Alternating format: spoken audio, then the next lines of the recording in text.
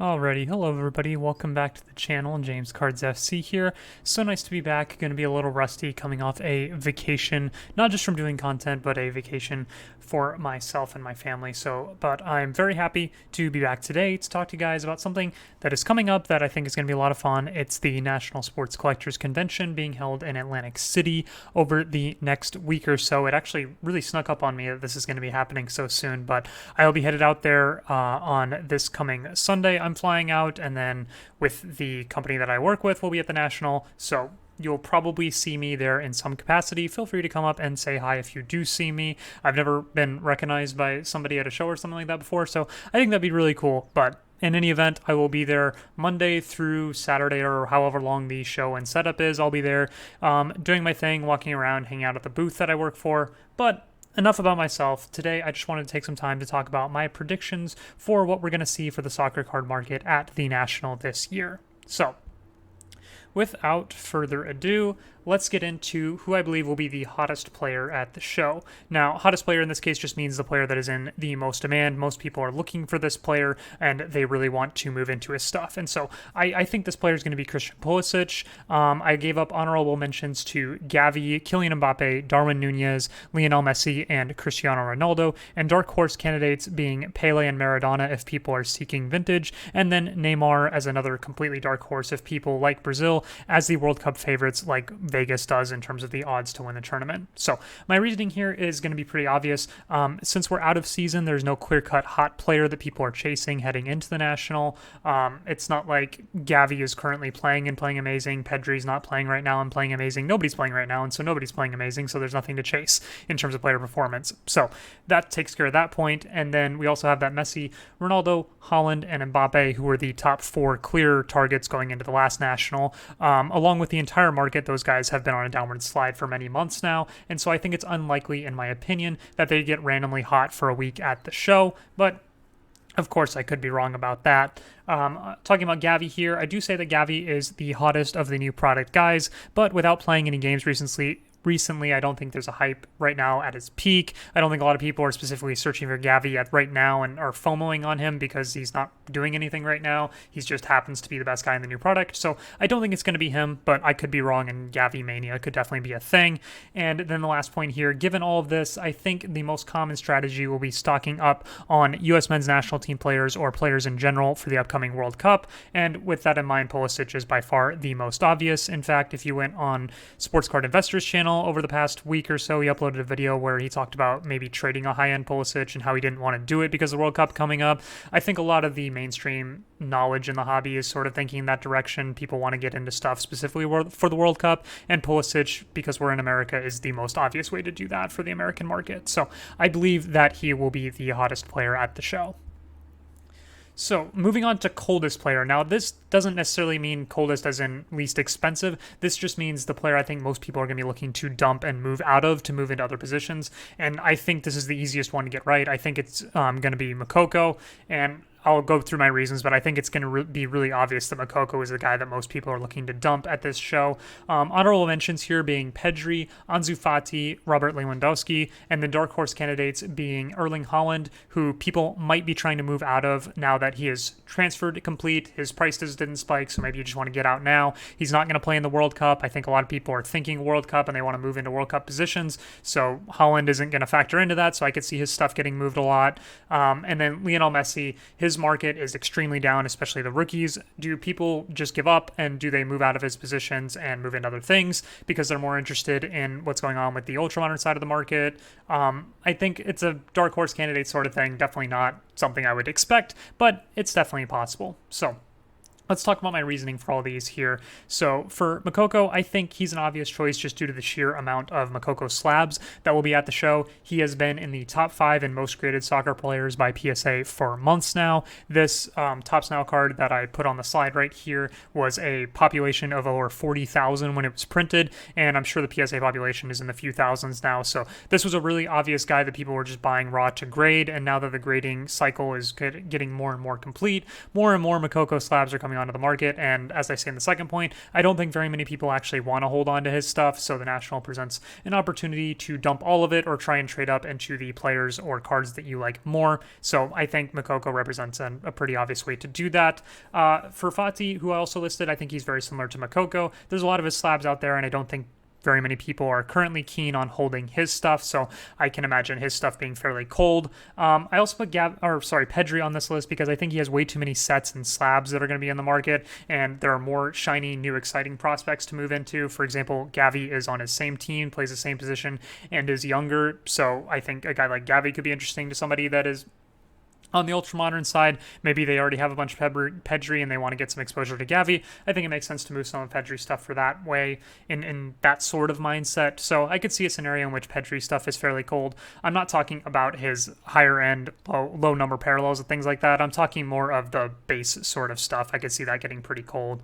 And then Lewandowski, the last one here, which I think is probably a controversial one, but his market has been really quiet over the past 12 months and sort of trending down, along with everything else, of course. But in general in the hobby, there's not really a lot of talk about Lewandowski right now, as opposed to at least he had just won the Champions League a couple years ago going into the National, but now he's completely out of mind except for the fact that he just transferred to Barcelona. So at least in my opinion, there are much more exciting places to move the Lewa slab money into, and with his transfer complete, I could see people wanting to use that as an exit point. Lewandowski is not figured to factor into the World Cup very much, so with the World Cup narrative being so apparent at this show, I don't believe that Lewandowski really fits into it, so I could see his market being fairly cold. Alrighty, moving on to the hottest set. I'm going to go with 2014-18 World Cup Prizm. I know this is the super obvious answer to give, but it is the answer that I predict. I'll give honorable mentions to the two high-end sets, Flawless and Eminence, and I'll also give an honorable mention to the most recently released Topps Chrome and Topps Chrome Sapphire for 21-22. And then I put some dark horse candidates here. 2017 Topps Chrome. That's the most popular ultramodern product after Prizm, so I figure that'll be pretty hot. 2018 Panini Trouble. This is one of the only sets that increased in value over this past year, so I'm interested to see how people react to that in real life, if they're still hot on it, or if everybody's just trying to dump it because it went up so much. So interested to see what happens there. And then 2004 Mega Cracks. I put this as a dark horse candidate because I saw this at even non-soccer booths last year, so the mainstream market is aware of it. I don't know if 71 Biz or any of the other cards in the set will be hot at the show, but it's something I definitely want to monitor because the mainstream market is aware of this set, even if they're not that aware of the soccer market. So talking about my reasoning for these, I expect the most popular soccer narrative at the show to be buying for the World Cup, and that makes 2014 and 2018 Prizm the most obvious choices because it is World Cup themed, and the 2021-22 rookie class outside of Gavi still needs to prove itself. There really aren't any chase prospects besides him, so I'm not sure that there'll be too much hype given to those sets despite how new they actually are on the market. Now, I do think there'll be still some hype around that Sapphire release. People probably want to get the low number parallels of Gavi and a few other prospects, but in general, I think Prizm stuff, especially World Cup Prizm, will be much hotter than that. And then Flawless and Eminence, these are two very popular show cards, as people would call them, cards that do really well at shows because this is what people hunt for at shows. I wouldn't be surprised if we see a lot of those and if they're in high demand, perhaps. And if you want to move high-end in person, the National is probably the best place to do it. At the last National, there was a full a full two-table section of just Flawless, Eminence, Immaculate stuff, and I figure we'll see more of that at this next show, so I think those two sets could be very, very popular at the show as well. All right, let's move to the coldest set. I think this is another really obvious one. I think it's going to be Topps Now, and the honorable mention being any of the online sets, whether that be living, curated, or team-produced sets. I think those will all be cold. And then dark horse candidate being stickers in general due to the market distrust in stickers right now. So moving into my reasoning here, the Topps Now were both printed and graded in excess. I talked about this with the Moukoko example, but this Jude Bellingham card, I believe, also has a print run of over 40,000. Holland has a bunch of different ones of these. Giovanni Reina has a bunch of different ones of these. Bellingham, Moukoko, list any hot Bundesliga or prospect player you want. They have a ton of these Topps Now cards, and a lot of them got graded and slabbed, and so I think there's just going to be a complete abundance of them at the show, and I don't think many people actually want to have them to collect, so I think these are going to be hard to move given how many I think we'll end up seeing. So, similar reasoning for any of the online sets that I mentioned previously. I don't think many people are in the market for the curated or team set cards. These sets were, at least a year ago, really obvious buy raw to grade candidates, and now that all the slabs are coming back, I think it'll be hard to find homes for all of those slabs, because I don't think a lot of people actually want to collect those. I think they were just really obvious raw to grade candidates, and now that so many are back, we'll see what happens. And the last point here, I think stickers in general could do really poorly at the National, and this is simply due to the rumors and the actualities of fake stickers being in slabs. Nobody wants to get scammed, as I say here, and in-person selling has less protection than online, so you're probably not transacting in PayPal goods and services. You're going to be transacting in friends and family, or probably just cash, or maybe somebody accepts a credit card, but I highly doubt it. Most transactions will be in cash or trade, and so if you get scammed, there's really no way to get your money back. So I could see for that reason people being not so hot on stickers at the show, just because they probably aren't aware of how to tell the difference between the two, and so they just don't interact with that end of the market. So I could see stickers not doing so well at the National.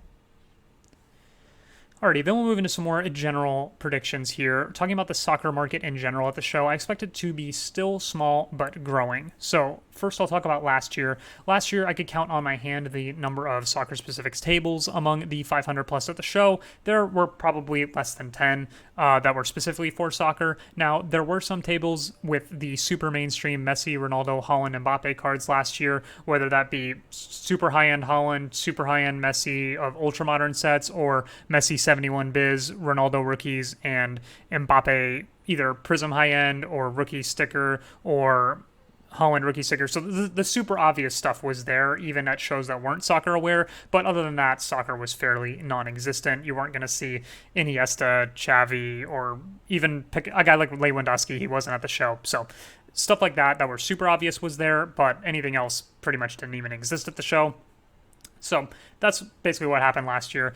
There were less than 5 tables total focused specifically on vintage and pre-modern. If I remember right, there were only 2 or 3, and I would expect that to repeat this year. I believe the modern market, especially at shows, is miles ahead of the pre-modern and vintage market. If you go to any show, you will pretty much see this as I've described. I believe the split right now, if I had to randomly guess, it's somewhere around 90% of the market is focused on ultra-modern, with 10% being on pre-modern or vintage, but that's just what I see when I go to shows. So also, like with all shows, I think with all shows, most things last year at the National were overpriced, and I expect that to continue, as well as we'll go into the details down here. So this year's prediction, double the amount of soccer-specific tables. I'm not sure if this is actually going to happen, but I would love for this to happen, and it's a prediction I'm putting out there.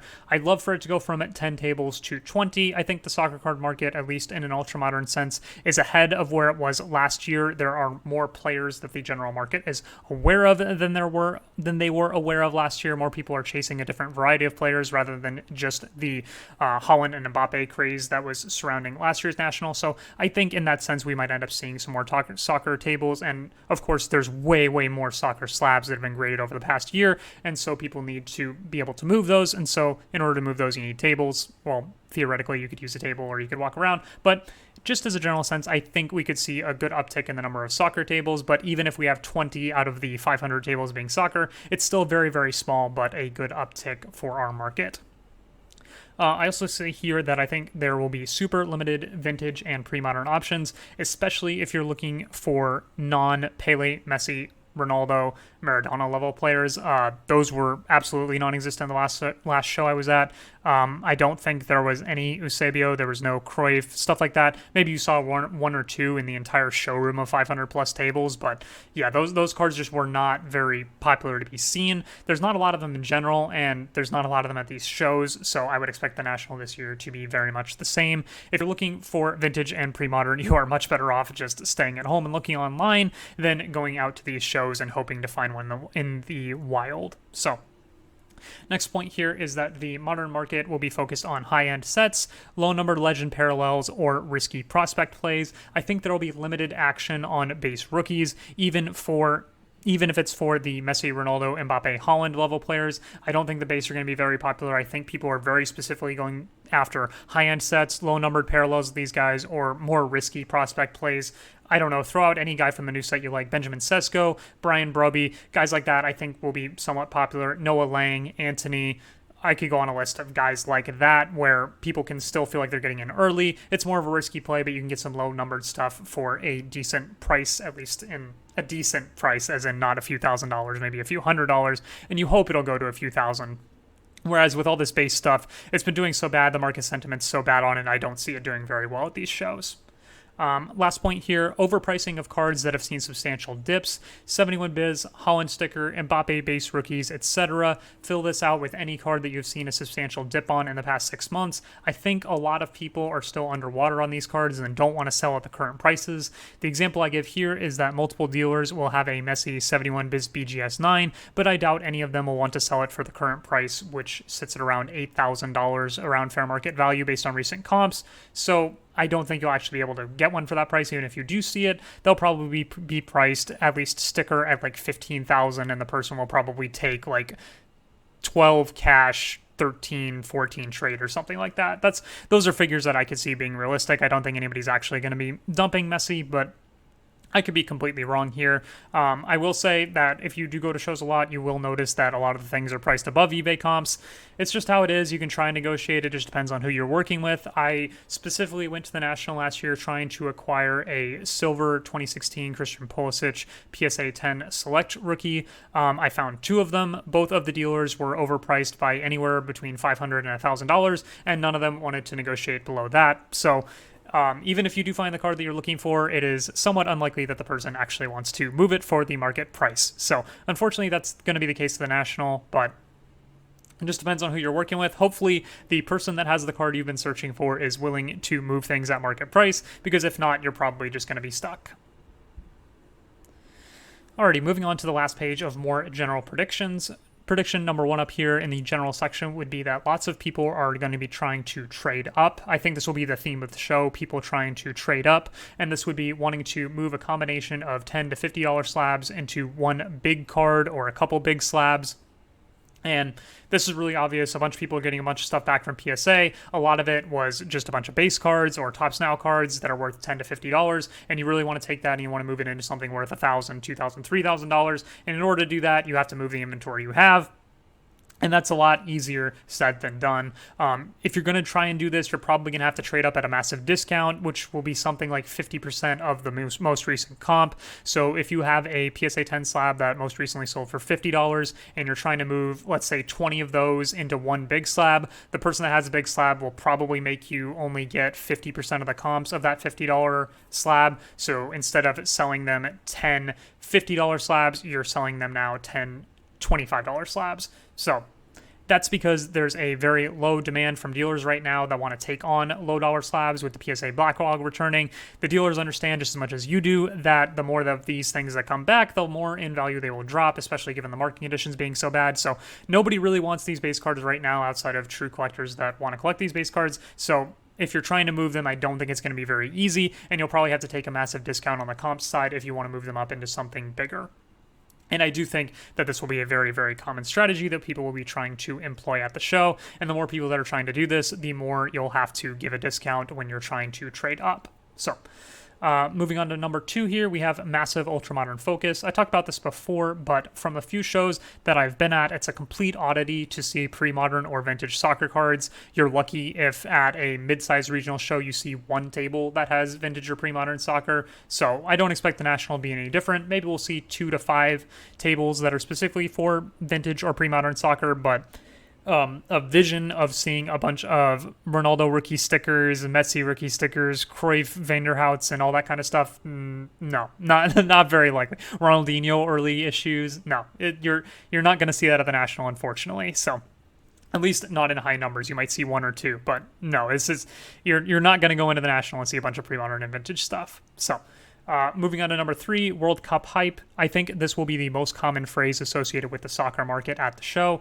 I think this narrative will be the talk of the entire show for the soccer market. I expect most people doing deals will say something about it. If you're trying to move an Mbappe, you're probably going to hear a lot of, well, he could have a lot of hype going into the World Cup, so you have to give it a premium on that. Or Christian Pulisic, he's going to be the star of the World Cup for the U.S. men's national team, so you have to pay a premium for it.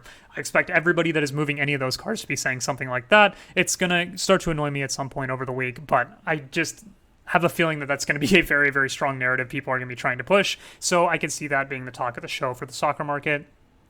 I also imagine that most strategies for soccer market participants at the National revolve around World Cup plays, whether this be buying into players or teams that people expect to do well. Those will be the cards that will be in demand. So people that think France is going to win the tournament want French player cards. People that think Brazil is going to want to win the tournament want to buy Neymar or Vinicius Jr. People that think the U.S. men's national team is going to go deep want to buy Pulisic, McKennie, or Reina. Stuff like that I think will be very, very popular, at least for the mainstream part of the show that is getting involved with the soccer market.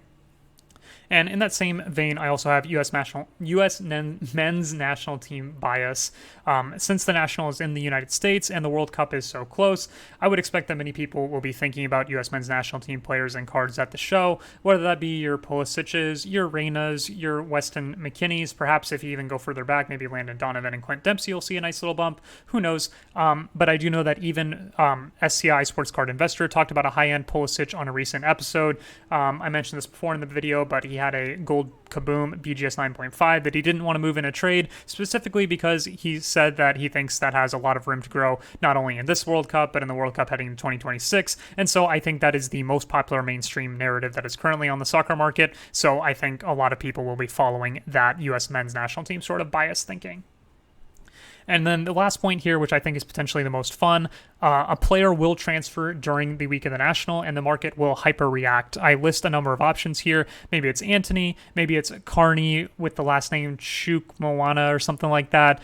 He's been getting some hype recently, not only because he played really, really well for England's U21 squad, but he also has some transfer hype to him. Neymar maybe moved to the Premier League, however unlikely it seems. De Ketelaere, maybe he moves to AC Milan or any of the other clubs he's attached to. Noah Lang, maybe he goes somewhere interesting. So somebody from that list or somebody from outside of that list that is in the hobby market knowledge will transfer, and their cards will see a massive spike in demand at the show. For example, if Antony ends up transferring to something like PSG or Manchester United, or I'm just throwing out mainstream clubs, I have no idea. Manchester City, Chelsea, any of those teams, I think they could see a massive spike in demand at the show. A bunch of people will immediately flip on a dime and say, I need to buy some Antony cards because of this transfer. They'll probably start going through value bins or looking for low dollar slabs of him just to trade up. And so I think that's a really fun scenario that could happen for any of these players on the list or players that I missed.